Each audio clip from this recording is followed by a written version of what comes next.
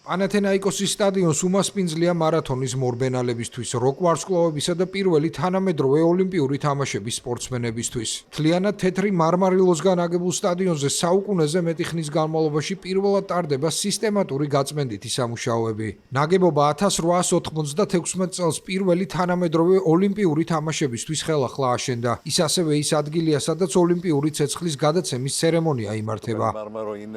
კალი მარმარო გლობალური ოლიმპიური მოძრაობის უნიკალური ძეგლია, რადგან სწორედ აქ დაფუძნდა ოლიმპიური თამაშები. შემდეგ კი 1896 წელს ხელახლა დაიბადა. ეს ადგილი საჭიროებდა ყველაფრისგან გაწმენდას, რაც ამ წლების განმავლობაში დაგროვდა. ამ გზით პანათენაიკოსის სტადიონი გამოავლენს მთელ თავის ბრწყინვალებას. პროცესი განსაკუთრებულ სიფრთხილეს მოითხოვს, რადგან სტადიონი აგებულია იმავე მბზინავი მარმარილოსგან, რომელიც გამოყენებულია აკროპოლისზე. შესაბამისად, მისი გაწმენდა განსაკუთრებით დელიკატური საქმეა. დასუფთავების სამუშაოები ავლენს ისტორიულ ძეგლზე დროის შედეგებს, ამინდის პირობებსა და მილიონობით ვიზიტორის კვალს. დასუფთავების მიზანი არ არის ყველაფრის გათეთრება. ეს არის ზედაპირზე დაგროვილი ჭუჭყისა და ორგანული მასალის პირველი ფენების მოცილება. ასევე სარეველები და მცენარეულობა ძეგლისთვის დიდი პრობლემაა, რადგან სარეველა იზრდება და ვრცელდება.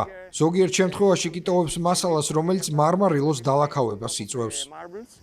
სამუშაოების შედეგად სტადიონის თავდაპირველი ბრწყინვალება თანდათან აღდგება. ბოლოს და ბოლოს სწორედ სტადიონის სუფთა თეთრმა ბზინავმა მარმარილომ მისცა მას ცნობილი ბერძნული სახელი კალი მარმარო, რომელიც ლამაზ მარმარილოს ნიშნავს.